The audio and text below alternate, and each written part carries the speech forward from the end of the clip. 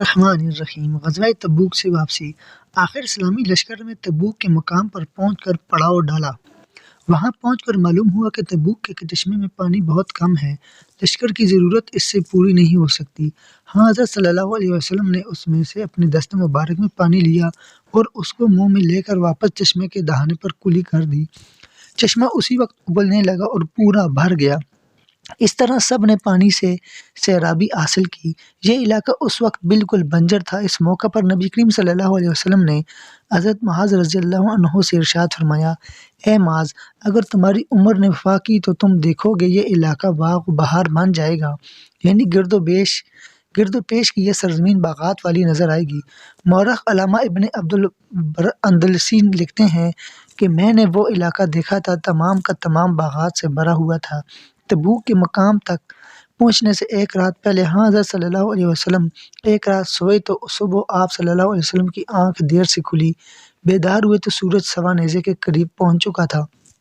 اس سے پہلے رات کو آپ صلی اللہ علیہ وسلم نے بلال رضی اللہ عنہ کو جاگ کر نگرانی کرنے اور فجر کے وقت اٹھانے کا حکم فرمایا تھا۔ حضرت بلال رضی اللہ عنہ ٹیک لگا کر بیٹھ گئے تھے۔ اتفاق سے ان کی بھی آنکھ لگ گئی تھی، وہ بھی سوتے رہ گئے تھے۔ اس طرح نماز کا وقت نکل گیا تھا۔ حضرت صلی اللہ علیہ وسلم نے حضرت بلال رضی اللہ عنہ سے فرمایا، کیا میں نے تم سے کہا نہیں تھا کہ ہمیں فجر کے وقت جگا دینا؟ جواب میں حضرت بلال رضی اللہ عنہ نے عرض کیا، اے اللہ کے رسول، جس چیز نے آپ کو غافل کر دیا اسی نے مجھے غافل کر دیا، یعنی مجھے بھی نیند آ گئی تھی۔ آپ صلی اللہ علیہ وسلم نے وہاں سے پڑاؤ اٹھانے کا حکم فرمایا اور اس کے بعد فجر کی نماز ادا کی گئی، یعنی یہ قضا نماز تھی۔ تبوک کے سفر کے دوران ایک جگہ پھر پانی ختم ہو گیا۔ حضرت صلی اللہ علیہ وسلم کو یہ بات بتائی گئی تو آپ صلی اللہ علیہ وسلم نے حضرت علی رضی اللہ عنہ اور حضرت زبیر رضی اللہ عنہ کو حکم دیا، کہیں سے پانی تلاش کر کے لاؤ۔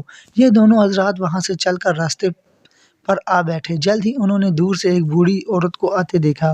وہ اونٹ پر سوار تھی، اس نے پاؤں دونوں طرف لٹکائے رکھے تھے، مشکیزوں میں پانی بھر رکھا تھا۔ انہوں نے اس سے پانی مانگا، اس پر وہ بولی، میں اور میرے گھر والے تم سے زیادہ پانی کے ضرورت مند ہیں، میرے بچے یتیم ہیں۔ اس پر انہوں نے کہا، تم پانی سمیت ہمارے ساتھ رسول اللہ کے پاس چلو۔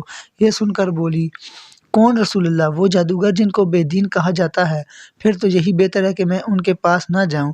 اس نے جواب سن کر حضرت علی اور حضرت زبیر رضی اللہ عنہما اسے زبردستی حضرت صلی اللہ علیہ وسلم کے پاس لے آئے۔ حضور اکرم صلی اللہ علیہ وسلم نے جب انہیں اس بڑھیا کو اس طرح لاتے دیکھا تو ان سے فرمایا، اسے چھوڑ دو۔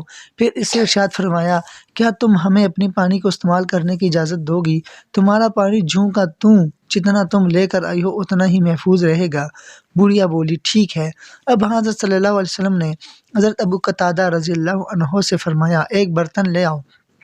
وہ برتن لے آئے۔ آپ صلی اللہ علیہ وسلم نے اس عورت کا مشکیزہ کھولا، اس برتن میں تھوڑا سا پانی لیا، پھر آپ صلی اللہ علیہ وسلم نے اپنے دست مبارک اس میں ڈالا اور لوگوں سے فرمایا، میرے قریب آ جاؤ اور پانی لینا شروع کر دو۔ صحابہ کرام رضی اللہ عنہ نے دیکھا پانی اس برتن میں چشمے کی طرح ابل رہا تھا، یوں لگتا تھا جیسے آپ صلی اللہ علیہ وسلم کی انگلیوں سے نکل رہا ہو۔ سب اس برتن سے پانی لینے گئے، پینے لگے، اپنے جانوروں کو بھی پلانے لگے۔ پھر انہوں نے اپنے خالی برتن بھر لیے، یہاں تک کہ تمام جانور سیراب ہو گئے، تمام برتن بھر گئے اور پانی اس برتن میں اسی طرح جوش مار رہا تھا۔ آپ صلی اللہ علیہ وسلم نے وہ پانی واپس اس عورت کے مشکیزے میں ڈال دیا اور اس کا منہ بند کرنے کے بعد فرمایا، تم لوگوں کے پاس جو کچھ ہو وہ لے آؤ۔ آپ صلی اللہ علیہ وسلم نے ایک کپڑا بچھایا، صحابہ کرام رضی اللہ عنہ اس کے لیے گوشت اور کھجور وغیرہ لے آئے۔ آپ صلی اللہ علیہ وسلم نے وہ سب اسے دے کر فرمایا، ہم نے تمہارے پانی میں سے کچھ نہیں لیا، یہ سب چیزیں لے جاؤ، اپنے یتیم بچوں کو کھلا دینا۔ عورت حیرت زدہ تھی، اس نے یہ سارا منظر اپنی آنکھوں سے دیکھا تھا، ایسا منظر اس نے زندگی میں کبھی نہیں دیکھا تھا۔ جب یہ اپنے گھر پہنچی تو گھر والوں نے کہا، تم نے بہت دیر لگا دی۔ اس پر اس نے سارا واقعہ سنایا۔ اس بستی کے لوگوں کو بھی اس واقعے کا علم ہو گیا۔ آخر یہ بڑھیا بستی کے لوگوں کے ساتھ حضرت صلی اللہ علیہ وسلم کی خدمت میں حاضر ہوئی۔ اس نے اور اس کے قبیلے والوں نے حضرت صلی اللہ علیہ وسلم کے ہاتھ پر کلمہ پڑھا۔ غزوہ تبوک میں ایک موقع پر کھانے کا سامان ختم ہو گیا، حالت یہاں تک پہنچی کہ ایک کھجور مل جاتی تو ایک پوری جماعت کے لیے بیٹھ جاتی۔ پھر سب باری باری اسے چوستے اور دوسروں کی طرف بڑھا دیتے۔ آخر لوگوں نے عرض کی، اگر آپ اجازت تو ہم اپنے اونٹ ذبح کر کے کھا لیں۔ اس پر حضرت عمر فاروق رضی اللہ عنہ نے کہا، اے اللہ کے رسول، اگر آپ نے یہ اجازت دے دی تو سواری کے جانور کم ہو جائیں گے۔ آپ ان سے فرمائیے کہ جس کے پاس بھی کوئی بچی ہوئی چیز ہو وہ لے آئے، پھر آپ اس خوراک میں برکت کی دعا کریں۔ چنانچہ ایسا ہی کیا گیا۔ ایک کپڑا بچھایا گیا، جس کے پاس کوئی چیز تھی وہ لے آیا۔ جب سب چیزیں کپڑے میں جمع ہو گئیں تو آپ صلی اللہ علیہ وسلم نے ان میں برکت کی دعا کی اور فرمایا، اب تم لوگ اپنے اپنے برتن اس خوراک سے بھر لو۔ سب اپنے برتن بھرنے لگے، سب نے خوب سیر ہو کر کھایا بھی اور برتن بھی بھرے۔ پورے لشکر میں کوئی برتن ایسا نہ رہا جو نہ بھر لیا گیا ہو۔ تبوک کے مقام پر پہنچ کر آقا حضرت صلی اللہ علیہ وسلم 10-15 دن ٹھہرے۔ رومی چونکہ اسلامی لشکر سے خوفزدہ ہو گئے تھے، اس لیے مقابلے پر نہ آئے اور اس طرح تبوک کے مقام پر جنگ نہ ہو سکی۔ اس دوران آپ صلی اللہ علیہ وسلم قصر نمازیں پڑھتے رہے، یعنی مسافر کی نماز، جس میں ظہر، عصر اور عشاء کی فرض نمازوں میں 4-4 رکعت کی 2-2 رکعت ادا کی جاتی ہے۔ آخر تبوک سے واپسی کا سفر شروع ہوا۔ راستے میں چند منافقوں حضور اکرم صلی اللہ علیہ وسلم کو کھائی میں دھکا دے کر قتل کرنے کی سازش کی، لیکن ان کی سازش کی اللہ تعالیٰ نے آپ صلی اللہ علیہ وسلم کو وحی کے ذریعے خبر دے دی تھی۔ اس طرح ان کے سازش ناکام ہوئی۔ مدینہ منورہ کا سفر ابھی 1 دن کا باقی تھا اور اسلامی لشکر ذی عوان کے مقام پر پڑاؤ ڈالے ہوئے تھے۔ اللہ تعالیٰ کی طرف سے حکم نازل ہوا کہ مسجد زرار کو گرا دیں۔ یہ مسجد منافقوں نے بنائی تھی۔ وہ اس مسجد کو اپنی سازشوں کا مرکز بنانا چاہتے تھے۔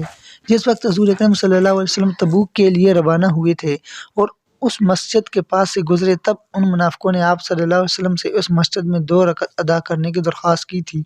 اس وقت آپ صلی اللہ علیہ وسلم نے ارشاد فرمایا تھا کہ واپسی پر پڑھوں گا، لیکن واپسی پر اللہ تعالیٰ نے ان کی سازش سے باخبر کر دیا تھا۔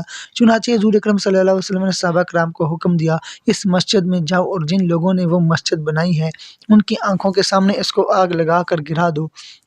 اس مسجد کو بنانے والے ظالم لوگ ہیں۔ چنانچہ صحابہ نے حکم کی تعمیل کی۔ مغرب اور عشاء کے درمیانی وقت میں ایسا کیا گیا۔ مسجد کو بالکل زمین کے برابر کر دیا گیا۔ جب حضور اکرم صلی اللہ علیہ وسلم کے لشکر کے ساتھ مدینہ منورہ میں داخل ہوئے تو فرمایا، یہ شہر پاکیزہ اور پرسکون ہے، میرے پروردگار نے اس کو آباد کیا۔ یہ شہر اپنے باشندوں کے میل کچیل کو اسی طرح نکال دیتا ہے جس طرح لوہار کی بھٹی لوہے کے میل کچیل کو دور صاف کر دیتی ہے۔ پھر احد کے پہاڑ کے لیے فرمایا، یہ احد کا پہاڑ ہے، یہ پہاڑ ہم سے محبت کرتا ہے اور ہم بھی اس سے محبت کرتے ہیں۔